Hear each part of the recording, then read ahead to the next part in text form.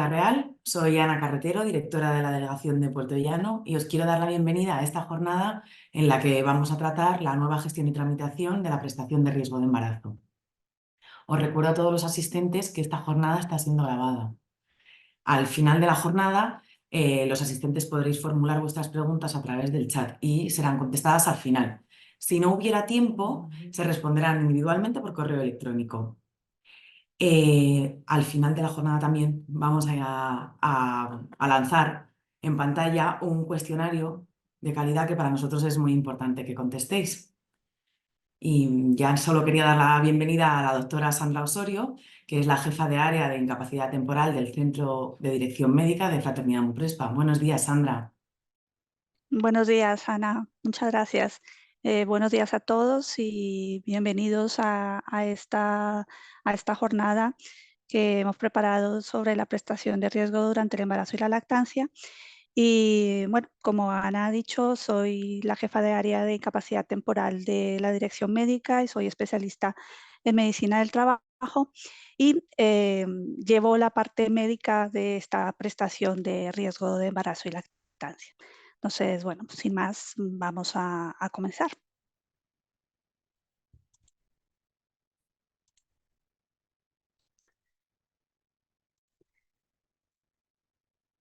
Bueno, a nivel de mutua, la prestación por riesgo durante el embarazo y la lactancia es una de las prestaciones más relevantes, ya que representa una parte muy importante de nuestro día a día. En los próximos minutos vamos a explorar en qué consiste esta prestación, cuáles son sus condiciones y cómo valoramos en la mutua el riesgo durante el embarazo y la lactancia. Primero, vamos a definir qué es esta prestación. Pues es el periodo de suspensión del contrato de la trabajadora embarazada o que se encuentra en periodo de lactancia, cuando las condiciones o el tiempo de trabajo puedan afectar negativamente a su salud, a la del feto o a la del lactante, y no fuera posible un cambio de su puesto de trabajo o no pueda exigirse ese cambio por motivos justificados. No podemos hablar de riesgo durante el embarazo o la lactancia si la situación que pueda influir negativamente en la salud de la trabajadora o del feto o del hijo no está relacionada con los agentes, procedimientos o condiciones de su puesto de trabajo. Hay unas condiciones para conceder esta prestación. Primero, que el embarazo debe tener un curso normal. El puesto de trabajo debe afectar negativamente a la salud de la madre o del feto, que sea necesario realizar ese cambio de ese puesto de trabajo que afecta a la mujer embarazada o al feto y que ese cambio de puesto pues, no pueda ser realizado. La trabajadora debe cumplir unos requisitos para poder acceder a esta prestación, que es primero estar afiliada y estar de alta en la seguridad social, o sea que la trabajadora debe estar en activo, debe estar trabajando. Y las trabajadoras por cuenta ajena eh, mm, se consideran en pleno derecho en la situación de alta, aunque su empresa hubiera incumplido sus obligaciones, mientras que las trabajadoras por cuenta propia, como requisito imprescindible, deben estar al corriente en el pago de las cuotas a la seguridad social. Hay una serie de situaciones que pueden ocasionar la denegación, la anulación o la suspensión de esta prestación. Primero, pues cualquier acción fraudulenta por parte de la trabajadora para obtener o para conservar este subsidio. Cuando se inicia una nueva actividad por cuenta propia o por cuenta ajena, una vez sea reconocida esta prestación. Y un apartado especial son las trabajadoras fijas discontinuas, en las que la prestación se suspende durante los periodos entre temporadas mientras no se produzca pues, un nuevo llamamiento. ¿Y cuándo nace el derecho a esa prestación? Para las trabajadoras por cuenta ajena, el mismo día en que se suspende el contrato, que la fecha de suspensión de ese contrato debe ser posterior a la emisión del certificado médico de existencia de riesgo por parte de la mutua, que luego os voy a comentar cómo son las fases que se realizan desde la mutua para conceder esta prestación. Y para las trabajadoras por cuenta propia, Perdón. Y para las trabajadoras por cuenta propia, el contrato se suspende al día siguiente a la fecha de emisión de ese certificado médico de existencia de riesgo. Hay una situación excepcional en la que la fecha de suspensión del contrato debe realizarse inmediatamente. Es cuando se vea que existe riesgos determinados en el anexo 8 del Real Decreto 298/2009 y que esa exposición a estos riesgos no sea evitable ni sea posible reubicar a la trabajadora en otro puesto compatible con su estado. Aquí podemos ver los agentes que están incluidos dentro de ese anexo 8, que como ya he dicho es necesario tener en conocimiento para la suspensión del contrato de trabajo de forma inmediata tras evidenciar la exposición a alguno de estos agentes. El derecho al subsidio se extingue en varias situaciones. Primero, pues cuando se reincorpora al puesto de trabajo la mujer embarazada o en periodo de lactancia o a otro puesto de trabajo compatible con su estado. O en los casos de las trabajadoras por cuenta propia cuando se reanuda su actividad profesional. En los casos en que se extingue el contrato de trabajo por las causas legalmente establecidas o por darse de baja en el régimen especial de la seguridad social al que pertenezca. En el caso de la prestación por riesgo durante el embarazo, esta prestación se extingue cuando se inicia la suspensión del contrato de trabajo por la maternidad, cuando se haya interrumpido el embarazo o por el fallecimiento de la trabajadora. Y en el caso de la prestación por riesgo durante la lactancia, esta prestación se extingue en el caso de que el hijo cumpla los 9 meses de edad, cuando se interrumpa la lactancia natural o cuando haya fallecimiento de la madre o del hijo lactante. En todos los casos, la trabajadora o la empresa están obligadas a comunicarnos a nosotros, a la mutua, cualquier circunstancia que implique la suspensión o extinción de este derecho a este subsidio. Para reconocer estas prestaciones es imprescindible para nosotros como mutua disponer de toda la información que sea posible y que permita establecer lo más objetivamente posible la potencial situación de riesgo y esa imposibilidad de evitarlo con medidas preventivas habituales o reubicando a la trabajadora en otro puesto de trabajo. Nuestro procedimiento para la valoración y la concesión de estas prestaciones se divide en 2 fases. La primera fase es la certificación médica de la existencia del riesgo y la segunda fase es la del reconocimiento de la prestación económica. En la primera fase se debe acreditar médicamente que las tareas que desarrolla la trabajadora o las circunstancias de su puesto de trabajo suponen un riesgo para el embarazo o para la lactancia natural. En las trabajadoras por cuenta ajena, tras certificar médicamente esta situación de riesgo, la empresa debe adoptar las medidas necesarias para intentar cambiar a la trabajadora a un puesto de trabajo compatible con su estado y si esto no es posible, pues o a pesar de las medidas que se tomen siguen existiendo los riesgos, se debe proceder a suspender el contrato de trabajo. Y en las trabajadoras por cuenta propia, esta certificación médica habilitará a la trabajadora a interrumpir su actividad profesional directamente. El proceso para solicitar la prestación tanto por riesgo durante el embarazo como durante la lactancia se inicia en la primera fase con la solicitud por la trabajadora de la certificación médica de existencia de riesgo, aportando los siguientes documentos. El DNI de la trabajadora. En el caso de la prestación por lactancia deben aportar el libro de familia, la solicitud en el modelo establecido, que la tenéis, los formularios para la solicitud de esta prestación lo tenéis en la página web de Fraternidad, donde están todos los formularios para la gestión de la prestación, tanto por riesgo durante el embarazo como para riesgo durante la lactancia.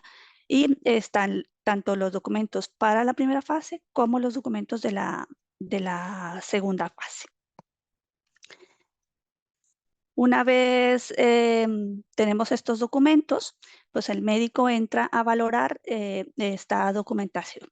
Perdón, no he terminado con los documentos que son necesarios. El DNI, el libro de familia, en el caso de la prestación por lactancia, la solicitud en el modelo establecido. En el caso de las trabajadoras por cuenta propia, deben aportarnos la evaluación de riesgos de su puesto de trabajo. Se debe aportar la declaración empresarial y el informe del médico del Servicio Público de Salud. En el caso de la prestación por riesgo durante el embarazo, se debe aportar este documento del médico del Servicio Público de Salud, debe indicar la fecha probable de parto y si existieran patologías que estén complicando el embarazo. Y en el caso de la lactancia, ese certificado debe indicar la continuidad de la lactancia natural.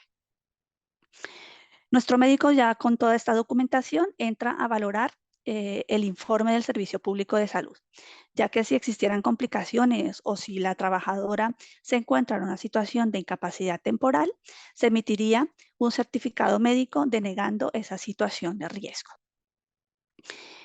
Y derivaríamos a esta trabajadora a su médico de atención primaria para que valore si es necesaria una incapacidad temporal. En caso de que no haya complicaciones o que la trabajadora no se encuentre en situación de incapacidad temporal, entramos a valorar los riesgos que según están descritos en la declaración empresarial.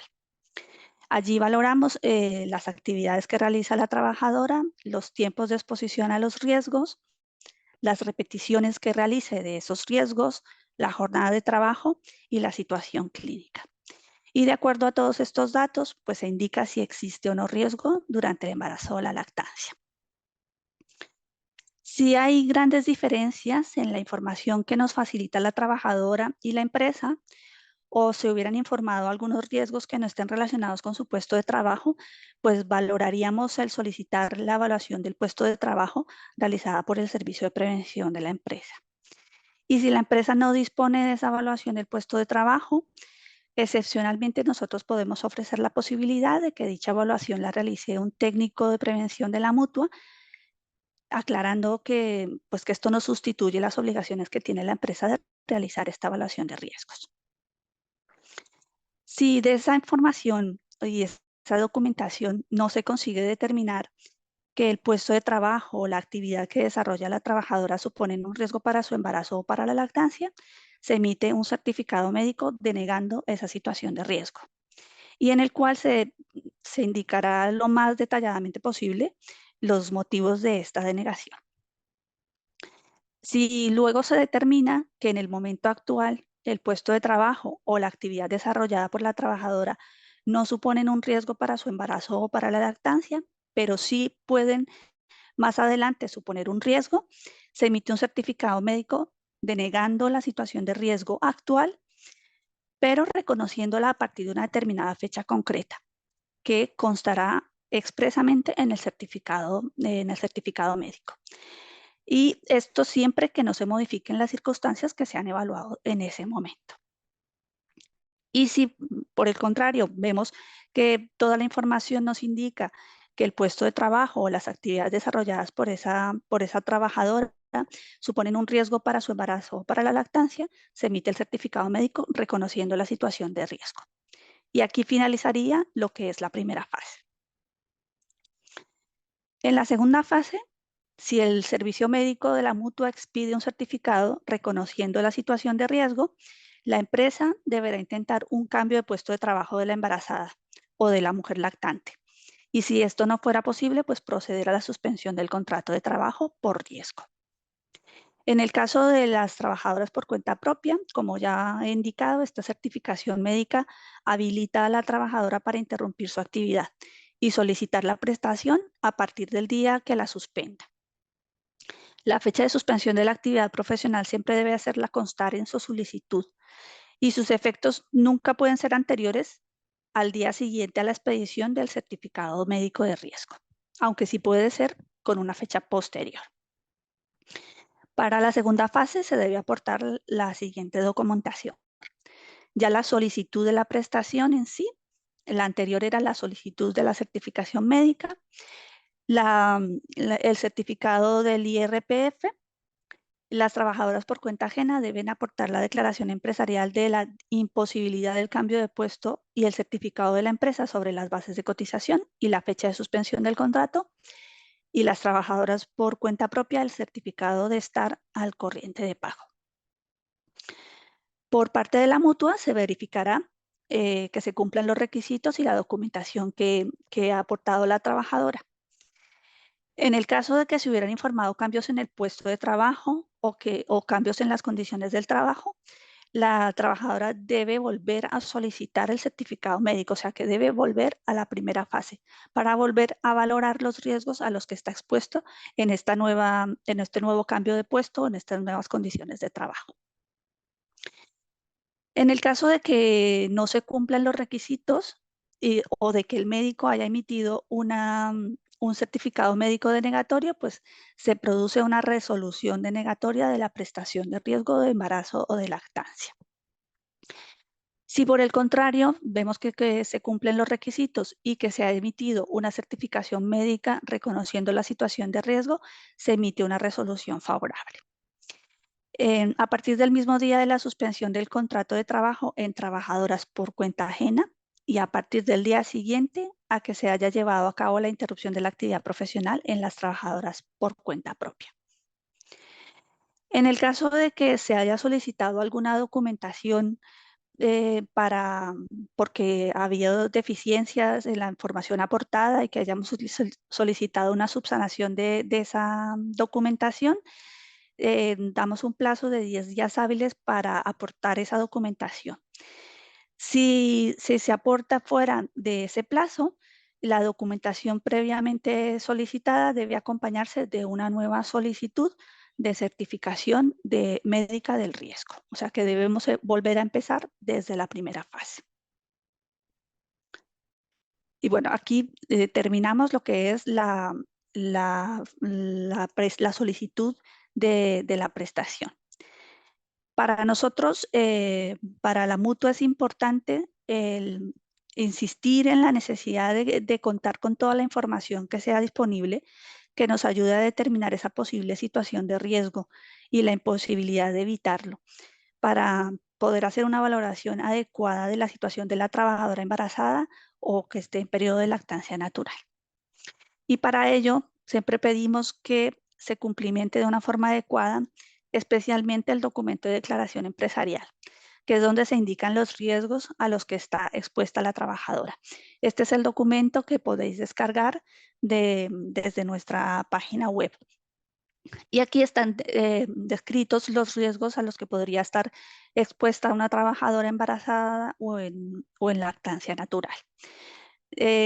Describiré muy brevemente los riesgos que están aquí indicados. Los riesgos ergonómicos se encuentran la manipulación manual de cargas, la flexión del tronco, que esa flexión del tronco indica que haya inclinaciones en las que las manos queden por debajo de la rodilla, el subir escalas o postes verticales, el uso de escaleras manuales, la bipedestación, entre la que se encuentra la bipedestación estática mantenida, que es aquella en la que no hay posibilidad de que la trabajadora se mueva de su puesto de trabajo, y la bipedestación dinámica, en la cual hay deambulación o hay posibilidad de alternar esa bipedestación con sedestación.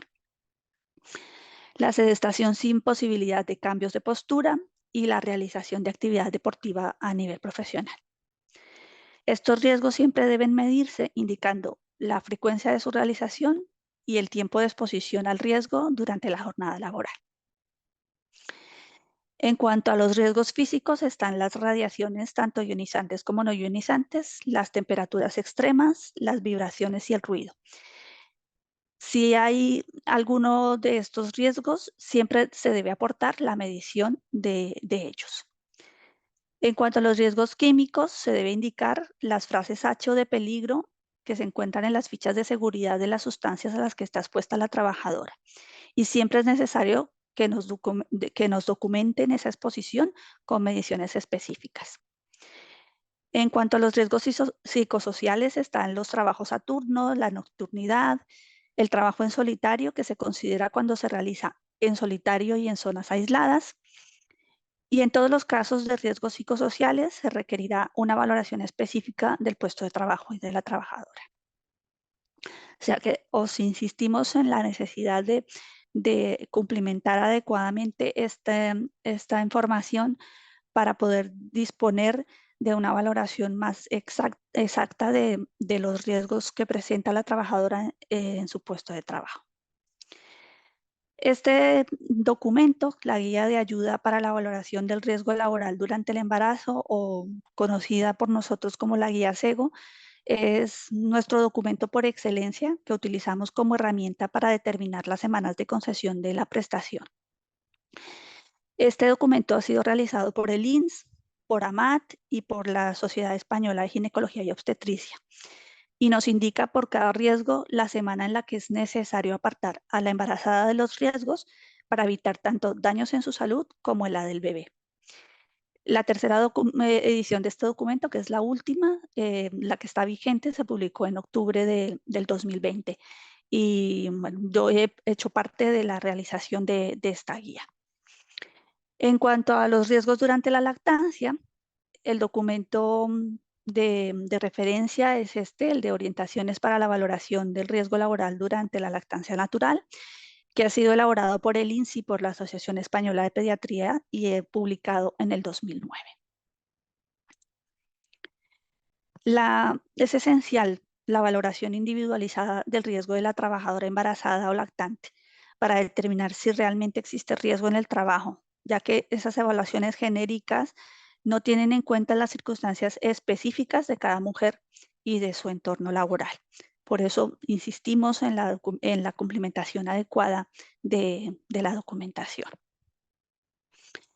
Y bueno, por último, quiero hacer énfasis en que esta prestación de riesgo durante el embarazo y la lactancia es una medida esencial que ha sido creada para proteger a las trabajadoras embarazadas y en periodo de lactancia natural, cuando sus condiciones laborales ponen en peligro su salud o la del feto o la del bebé lactante.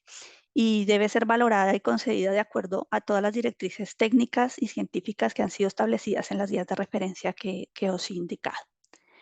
Y bueno, por mi parte, nada más. Muchas gracias.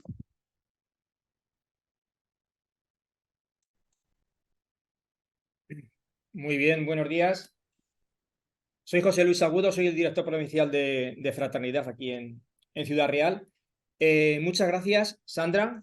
Muy interesante la presentación que nos has realizado y además creo que, que concisa y concreta para lo que queríamos, porque bueno, sí que teníamos yo siempre cuando hago este tipo de jornadas no me gusta estar más de 30 a 40 minutos con las empresas y con asesores, porque creo que bueno, pues todos en el día a día tenemos muchísimo trabajo y nos es complicado interrumpir.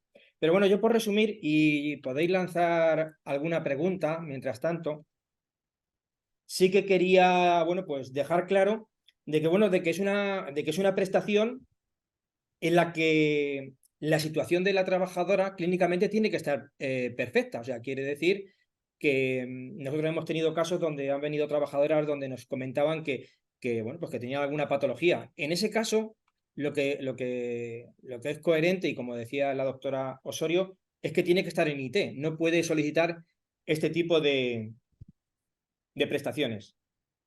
También, bueno, pues se ha dejado claro que existen ahora dos fases que anteriormente no existían. Y luego otra cuestión muy importante es que las empresas deben de intentar siempre cambiar ese puesto de trabajo. ¿De acuerdo? Siempre deben de intentar cambiar ese puesto de trabajo. Y luego, bueno, pues también para nosotros, también lo ha recalcado, lo ha recalcado la doctora Osorio, que es muy importante la cumplimentación adecuada de los formularios. Estos nuevos formularios que nos ha reflejado la doctora Osorio están actualizados desde hace no más de un mes. Son muy visuales, pero deben de venir cumplimentados adecuadamente, porque si no podríamos tener complicaciones a la hora de decidir el tramitar este tipo de prestaciones. Así que bueno, voy a leer aquí una primera pregunta que nos ha llegado, que creo que, bueno, pues lo ha comentado Sandra, pero a lo mejor no, o ha entrado más tarde esta empresa o asesoría y no ha estado atenta o cualquier cosa. Mira, nos preguntan que la empresa no puede suspender el contrato hasta que exista resolución de la mutua. Efectivamente, la fecha de la suspensión del contrato de trabajo siempre debe ser posterior a la fecha en la que, la mutua expida el certificado médico del reconocimiento del riesgo, excepto en los casos en los que se evidencie que existe exposición a los riesgos del anexo 8 del Real Decreto 298/2009, porque en ese momento se debe suspender el contrato de forma inmediata. Pero básicamente debe ser posterior a la emisión del certificado médico por parte nuestra. Muy bien, muchas gracias. Bueno, pues aquí también tenemos otra pregunta donde nos dice, en este caso es una asesoría, que nos dice que en alguna ocasión la empresa, cuando ha recibido la trabajadora la denegación de esta prestación, ha sido la empresa la que ha presentado una segunda declaración del riesgo distinta a la primera que nos presentó. En este caso, si te parece, Sandra, lo voy a contestar yo. Deciros lo siguiente, que si en alguna ocasión la mutua deniega este tipo de prestación y la trabajadora en cuestión de días nos presenta una segunda declaración de riesgo por parte de la empresa, lo que vamos a hacer va a ser pedirla a la empresa por escrito que nos aclare qué declaración es la correcta y qué declaración es la no correcta, y que nos aclare también por escrito el por qué ha cambiado de declaración. Pero también quería haceros saber que este tipo de, bueno, pues de prestaciones es una prestación muy, muy delicada, como bien sabéis. Y bueno, pues la Inspección de Trabajo nos tiene dicho a las mutuas que si entendemos que tenemos solicitudes incongruentes de empresas de este tipo de prestación, que se lo hagamos saber a ellos, porque ellos podrán intentar ayudarnos a resolver ese tipo de prestación. A lo que voy es que, bueno, pues que seamos realistas y que hagamos una declaración de riesgo responsable y coherente con la realidad. Bueno, por aquí ha entrado también esta pregunta y dice, en la fase 1, ¿es obligatorio y en qué caso se presenta la evaluación de puesto de trabajo emitida por el Servicio de Prevención? Quiero creer que se refiere a si tiene que ser en todas las trabajadoras, en las autónomas o en qué casos concretos. No, no en todas las trabajadoras. Exigimos obligatoriamente en los casos de las trabajadoras autónomas. Ellas sí nos deben presentar la evaluación de riesgos para valorar la información que nos dicen en la declaración empresarial. También en los casos en los que veamos que los riesgos que refieren no están relacionados con el puesto de trabajo, también en ese momento podríamos solicitar la evaluación de riesgos a la empresa. Muy bien, muchas gracias. Bueno, pues para completar, creo, y para tener una jornada de los 30 minutos que más o menos en principio teníamos previsto, aquí hay una pregunta donde dice, en la primera fase, dice, al presentar la documentación de solicitud de certificado médico de Fraternidad MUPESPA, el documento de informe del Servicio Público de Salud, o sea, el informe que nos presenta la trabajadora, la fecha del documento, ¿con cuántos días tope se puede presentar? Se refiere, quiero creer que se refiere a que cuando nos presenta una trabajadora un informe del Servicio Público de Salud, en alguna ocasión, y eso sí que es cierto, que nos vienen informes con una firma de una fecha con una cadencia muy, muy elevada. Y quiero creer que se refiere que con cuántos días es lo idóneo, o habría un tope. Damos un margen de 10 días entre la fecha de la emisión de ese certificado médico por parte del médico del Servicio Público de Salud y la presentación a la mutua para solicitar la prestación. En los casos en los que haya una situación de incapacidad temporal entre la emisión de ese documento, de ese informe médico y la solicitud de la prestación, ya ese informe no sería válido y debería volver a solicitarse tras el alta de ese caso de incapacidad temporal. Pero básicamente el margen es de 10 días. Vale. O sea, quiere decir que asumiríamos ese informe si viene con una anterioridad de 10 días o menos. Y es cierto que si hubiera existido un periodo de IT, entonces sí que efectivamente ese informe tiene que ser posterior a ese alta emitida por el médico de atención primaria. Pues en principio yo no tengo más preguntas. No sé si desde servicios centrales se les habrá llegado alguna. De todas formas, si tenéis alguna otra pregunta, la podéis hacer por correo electrónico y se os contestará por correo electrónico. Por mi parte, nada más, pero efectivamente, yo que soy conocedor de esta prestación, he aprendido bastante. Creo que la ponencia que nos ha hecho la doctora Osorio ha sido muy, muy concreta y muy visual. Así que, bueno, por mi parte, nada más. Agradeceros la presencia a todos los aquí presentes en este tipo de jornadas. Cualquier consulta sobre este tema o cualquier otro, os podéis dirigir a vuestra delegación más cercana de la provincia, ya sea Tomelloso, Manzanares, Puerto Llano o Ciudad Real. Como bien sabéis, ahora la delegación de Manzanares la tenemos en Reformas, por lo que cualquier necesidad que tengáis, ya aprovecho, de tema asistencial, os podéis dirigir a Fraternidad de aquí de Ciudad Real. Por mi parte, repito, nada más, muchas gracias y recordaros que en breve saldrá una encuesta en vuestras pantallas que para nosotros es muy, muy importante que contestéis. Así que por mi parte nada más, muchas gracias y un saludo. Buen día. Muchas gracias a todos. Buen día. Gracias a todos.